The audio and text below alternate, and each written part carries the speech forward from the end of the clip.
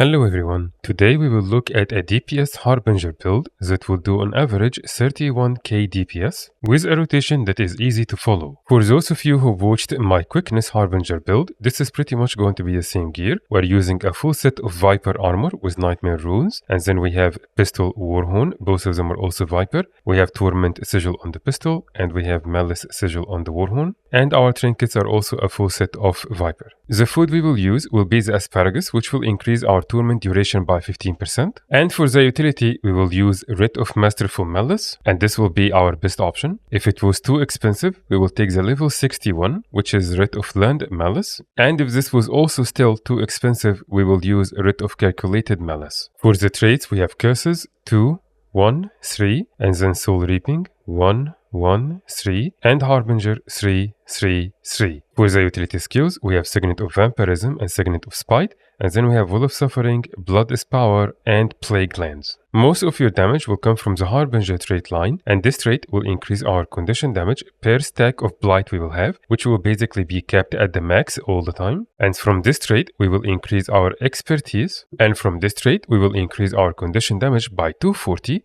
and we will apply a lot of Torment while we are in Shroud. And then from Soul Reaping, this trait will reduce our Shroud skills, which will be our main source of damage. Soul Barbs will increase our damage as we go in and out of Shroud, and Doomfire will constantly apply a lot of burning with our auto attack from Shroud, which will definitely add up a lot to your DPS. In the Curses trait line, those two traits together will increase our critical chance by a lot, especially when we are in Shroud, which will benefit this trait and we will be able to apply a lot of bleeding. And from the Grandmaster trait, it will increase our condition damage even further. Master of Corruption will reduce the cooldowns on Plague Glands, which will significantly increase your damage, and also on Blood of Power, which will add up a lot. And in return, it will apply conditions to you when you use them. But that's also exactly why we have Plague Sending, so that we can then use those skills, apply conditions on ourselves, and then go to Shroud and send them back to the enemy for even more DPS. The way we will use this build will highly rely on going to Shroud. And in Shroud, you will only use your skill number 2 and skill number 1. That's it.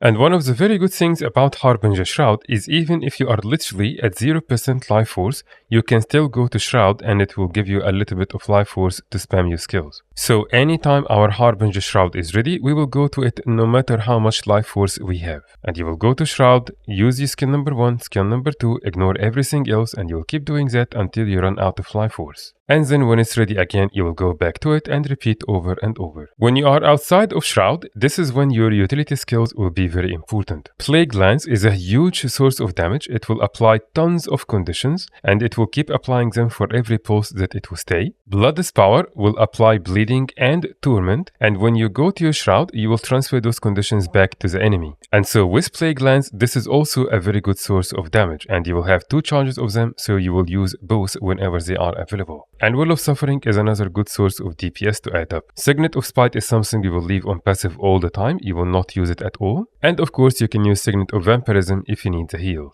As for your weapons, you can use your 2 and 3 with number 5 whenever they are available. But it's very important, anytime your Shroud is available, go to it, and it's more important than any of those skills. The only exception is Plague Glands. If Plague Glands is available, use it first and then go to your Shroud. The opener will be the only thing different, as you will use all of your utility skills first and then go to Shroud. And so the opener will be Plague Glands, both of the stacks from Blood is Power, and then Will of Suffering. And then you go to Shroud and then keep spamming your skill number 2 and your auto attack as we explained, while ignoring everything else. For CCs to break bar, we have Pistol 3 and Warhorn 4 on our weapons. And then when we go to Shroud, skill number 5 is a very powerful CC, and skill number 4 will do a lot of damage as well. When you are in fights where the bosses will move a lot, like for example Dragonstorm, or End of Dragon Strike missions like Anka and Maitrin, then Plague Glands and Will of Suffering will be almost useless, because both of them require the boss to stand still a little so that they can proc their full potential damage. And so instead we will remove Plague Glands and we will put Elixir of Ambition, and we will remove Will of Suffering and we will put Signet of Undeath. Elixir of Ambition will still apply a lot of conditions and it will work instantly, and Signet of Undeath will give you a little bit more life force, which will enable you to stay in Shroud a little longer. And so with this setup, you will use Elixir of Ambition whenever the boss is standing still,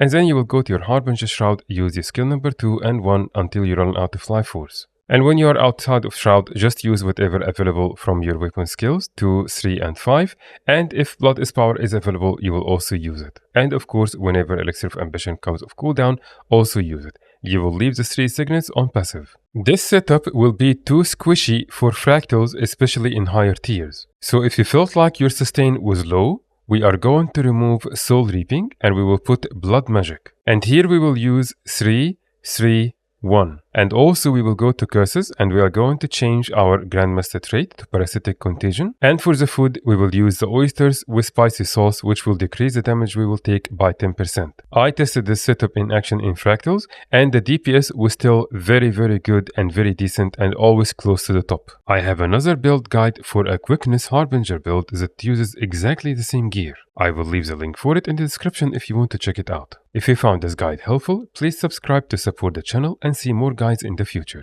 I will now show you the full rotation for this build.